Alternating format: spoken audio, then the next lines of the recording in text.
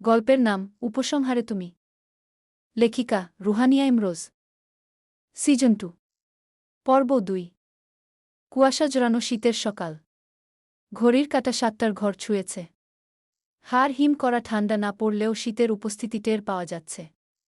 অন্তরিক্ষে সূর্যের দেখা নেই। হয়তো বেলা গড়ালে উকি দিবেন মহাশয়। নিজ আলোয় আলোকিত করবেন ত্রিভুবন। সাত সকালে কাঁধে ব্যাগ চাপিয়ে ঘর ছেড়ে বেরিয়েছে চিত্রা। উদ্দেশ্য কলেজে যাওয়া। তার মেসের বিপরীত পাশেই কলেজটা অবস্থিত। রাস্তা ক্রস করে 2 মিনিট হাঁটলেই পৌঁছে যাবে। এজন্যই ধীরস্থির পায়ে হাঁটছে। নীরব চোখে অবলোকন করছে চারপাশ। ঢাকা আসার পর আজই প্রথম বাড়ি থেকে বেরিয়েছে সে। অচেনা শহর, অজানা মানুষের ভিড়ে চিত্রা একদমই একা। এই একাকিত্বের অনুভূতিটা বড্ড বাজে। মন বিষিয়ে দেয় রীতিমতো। লম্বা একটা দীর্ঘশ্বাস ছেড়ে তিক্ত অনুভূতিগুলো ঝেড়ে ফেলার চেষ্টা করে। সামনের পথ বড়ই দুর্গম। বহু চড়াইউতরাই পার করতে হবে। এতটুকুতে ভেঙে পড়লে চলবে না। বিষণ্ণতা ঝেড়ে ফেলে রাস্তা পার হয় চিত্রা। আর্লি মর্নিং বলে রাস্তাটা ফাঁকা। গাড়ির কোলাহল নেই। শুধুমাত্র স্টুডেন্টস আর তাদের অভিভাবকদের দেখা যাচ্ছে। চিত্রা নীরব চোখে দেখে সেই দৃশ্য। তার কপালে জোটেনি এত আদর, কিন্তু অন্যের ভালোবাসা দেখতেও ভালো লাগে। ভেতরকার চাপা কষ্টগুলোকে কবর দিয়ে কলেজের প্রবেশদ্বার মারিয়ে ভেতরে প্রবেশ করতেই মৃদু বাতাস ছুঁয়ে যায় চিত্রার সমগ্র চিত্ত। সামনে এগোতেই সবুজাব ক্যাম্পাসটা তার নজর কাড়ে। তথাকথিত মডার্ন ভাইব না থাকলেও চক্ষু শীতল করার মতো জায়গাটা।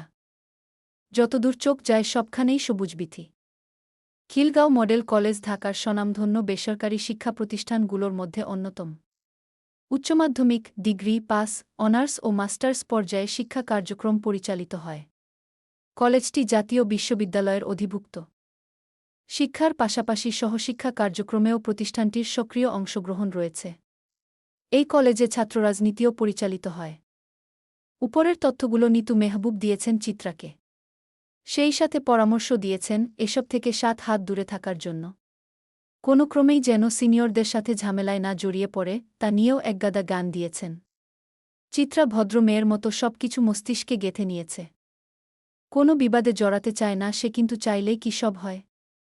তার জীবনটা তো নাটকের রঙ্গমঞ্চ। স্বাভাবিক কিছু ঘটবে কিভাবে? 7:30 থেকে 12:30 পর্যন্ত কলেজ টাইম, এরপর দুপুর 1টা থেকে 5টা পর্যন্ত ভার্সিটি চলে। কম্বাইন্ড কলেজ নয় বলে সকাল শিফটে মেয়েদের এবং বিকাল শিফটে ছেলেদের ক্লাস হয়। এই ব্যাপারটা চিত্রার জন্য খুব স্বস্তিদায়ক। আজ তার কলেজের প্রথম দিন ছিল। খুব একটা মন্দ সময় কাটেনি। ক্লাসগুলো বেশ ভালো লেগেছে চিত্রার।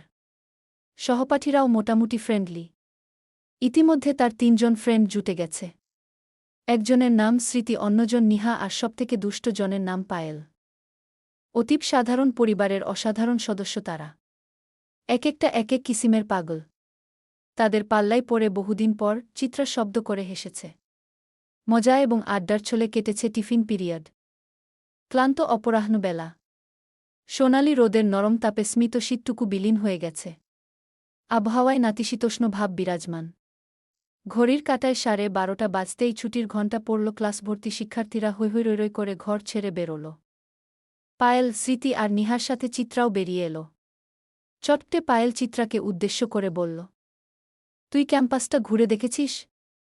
অল্প সময়ে সম্পর্কটা গা হয়ে গেছে বলে তুই ডাকতে হেজিটেট ফিল করছে না কেউ। চিত্রা স্বল্প শব্দে জবাব দেয়, সুযোগ হয়নি। পায়েল মূলত চিত্রাকে ক্যাম্পাসটা ঘুরিয়ে দেখাতে চায়, কিন্তু মাঝখান দিয়ে স্মৃতি ফোরন কেটে বলে, উড়নচণ্ডীর বাচ্চা, আজকে যে স্যার পড়াতে আসবে সেটা ভুলে গেছিস?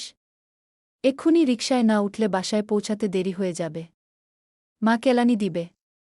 পায়েল আর স্মৃতির বাসা কিছুটা দূরে, ওরা বাসাবোতে থাকে। এজন্যই কলেজ শেষ করে আড্ডা দেওয়ার সুযোগ পায় না। স্মৃতির কথায় মুখ গোমরা করে ফেলে পায়েল। পরিস্থিতি সামলাতে নিহা বলে, তোরা যা, আমি ওকে ঘুরিয়ে দেখাচ্ছি ক্যাম্পাসটা, রাতে গ্রুপ কলে আসিস। আড্ডা দিবনি সবাই মিলে। ওরা সম্মতি জানিয়ে চলে যায়। চিত্রাকে বগলদাবা করে উদ্দেশ্যহীনভাবে হাঁটতে হাঁটতে নিহা প্রাণোচ্ছল গলায় বলে উঠে, ক্যাম্পাসে ঘুরে দেখার মতো তেমন কিছু নেই, কিন্তু একজন আছে যার জন্য পুরো ক্যাম্পাসটা বারংবার চক্কর দিতে ইচ্ছে করে। শালা একখান চিজ মাইরি। নিহার শেষোক্ত কথায় চিত্রা বিষম খায়। ঠোঁট চেপে হেসে বলে, তোমার সেই ক্রাশ? নিহা ইতিমধ্যে সেই অজ্ঞাত মানবকে নিয়ে অজস্র কথা বলে ফেলেছে। চিত্রা সঠিক গেস করায় সে রীতিমতো লাফিয়ে উঠে বলে, yes my love. Do you know who is he? Chitra আশপাশ দেখতে দেখতে আনমনে শুধায়, কে? নিহা উচ্ছ্বাসিত হয়ে বলে, নওয়াব শিকদার সমুদ্র, কলেজ শাখার সভাপতি, ক্যাম্পাসের সকল মেয়ের হার্টথ্রোব, টিচারদের একমাত্র ভরসা আর আমার ব্যক্তিগত মাল। ব্যাটা পুরাই মাখন। যখন বাইক রাইড করে মেয়েরা রীতিমতো গিলে খায় আমার হ্যান্ডসামকে। ওর নীল বর্ণের আমন্ড আইজের তীক্ষ্ণ দৃষ্টি, আহা! অতি আবেগে ভাসতে থাকা নিহা স্থানকাল ভুলে যাতা বলে বসে। এটাই তাদের কাল হয়ে দাঁড়ায়। কেননা ঠিক তাদের পেছনেই দাঁড়িয়ে ছিল কলেজ শাখার সাধারণ সম্পাদক নুসাইবা ইবনা তাথি, নওয়াব শিকদারের তথাকথিত বেস্ট ফ্রেন্ড। প্রচলিত আছে নুসাইবা নাকি নওয়াবকে ভালোবাসে। তার হাবভাবেও সেটার স্পষ্ট প্রমাণ পাওয়া যায়। প্রিয় মানুষ সম্পর্কে এমন কথা শুনলে কার মাথা ঠিক থাকে? শান্ত স্বভাবের নুসাইবাও মেজাজ ধরে রাখতে পারল না। নিজের সাথে থাকা চামচাদের বলল, ওদের নিয়ে নতুন বিল্ডিংয়ের 3rd ফ্লোরে এসো। সামান্য বার্তাটা ভিত করে তুলল নিহা আর চিত্রাকে। দুজন একে অপরের দিকে চেয়ে শুকনো ঢোক গিল। নিহার তো আত্মা শুকিয়ে গেল। নুসাইবার পেছনে থাকা 3টা মেয়ে চোখ পাকিয়ে চুপচাপ ওদের সাথে হাঁটার ইশারা করল। সরাসরি তো আর শাসন করা যায় না, আড়ালে ডেকেই টাইট দিতে হবে এসব পিপিলিকাদের। কথায় আছে, কেউ ভেলায় মরে আর কেউ ভেলার বাতাসে মরে, অর্থাৎ কেউ দোষ করে শাস্তি পায় আর কেউ বিনা দোষে দোষী হয়। চিত্রার কপাল বরাবরই মাশা আল্লাহ। এবারেও সে তার জাদু দেখাতে ভুল করল না।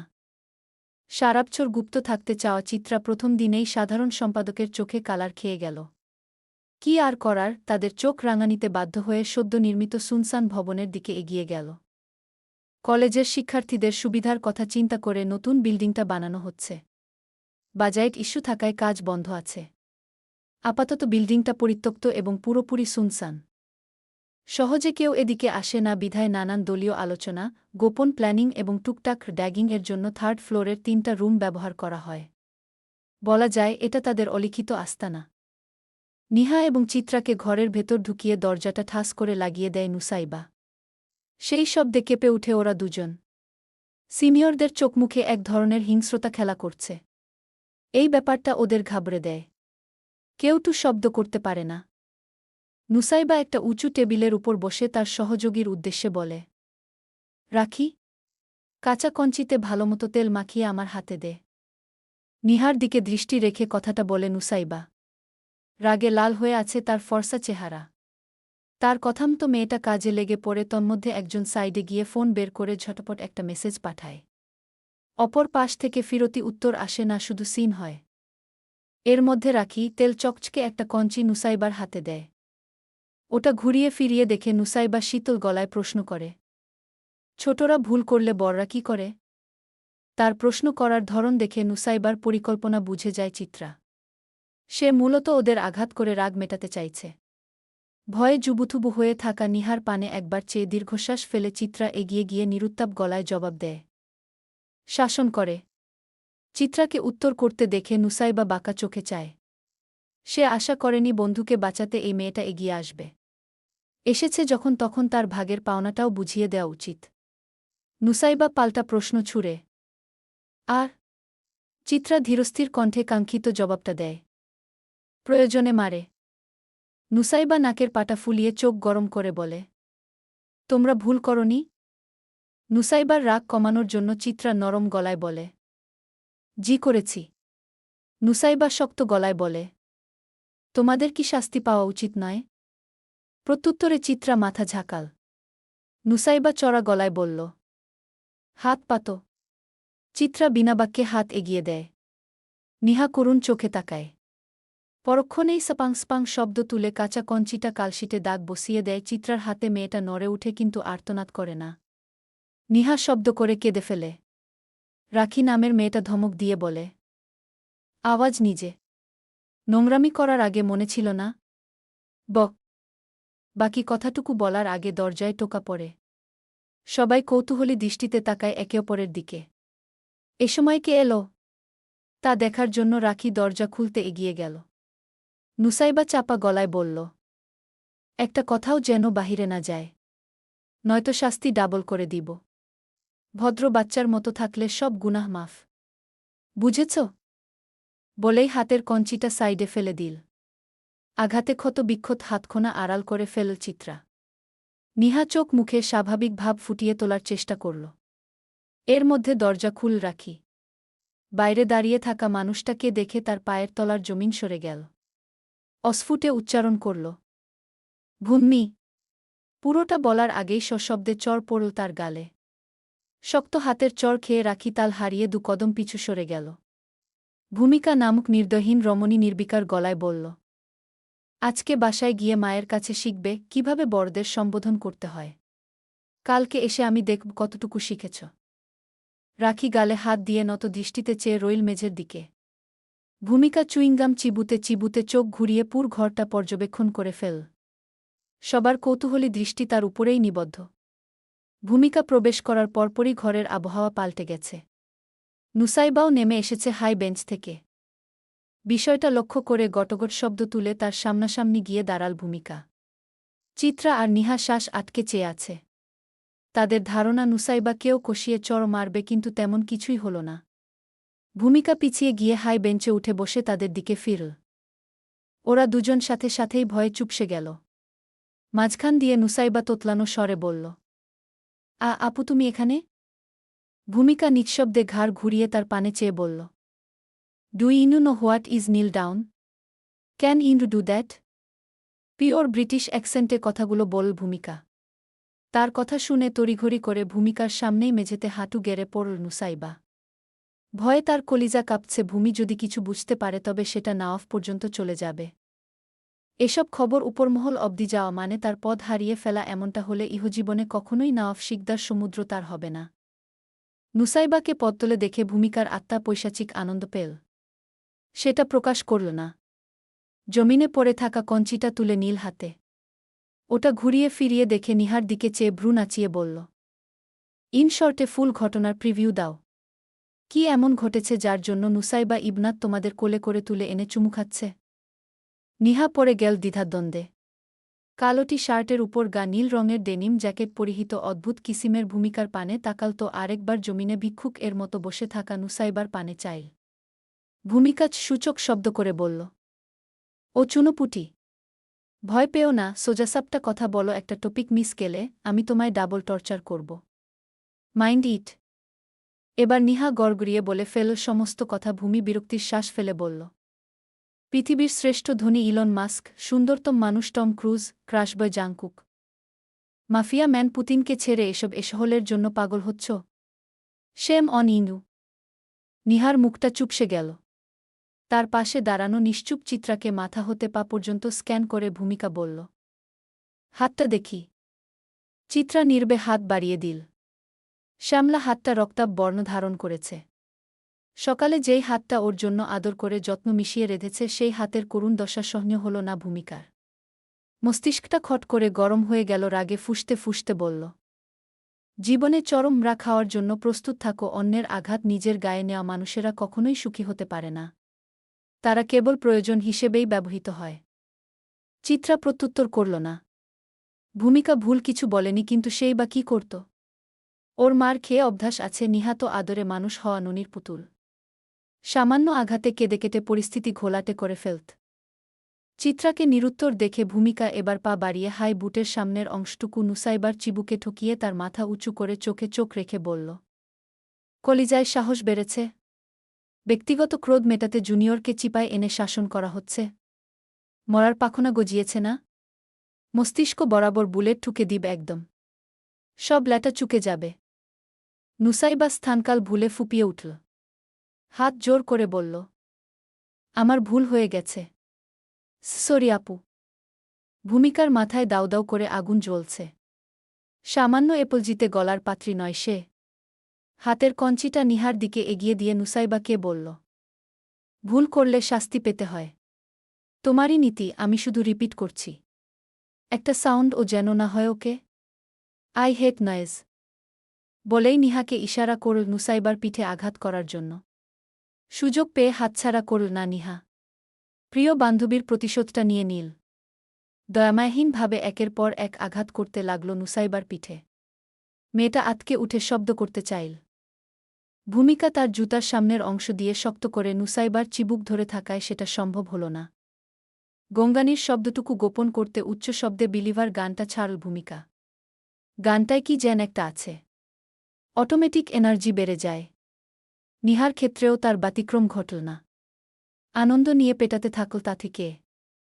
এক পর্যায়ে আঘাতের প্রকোপে লুটিয়ে পড়ল নুসাইবা। সহসাই নিহার হাত থেমে গেল।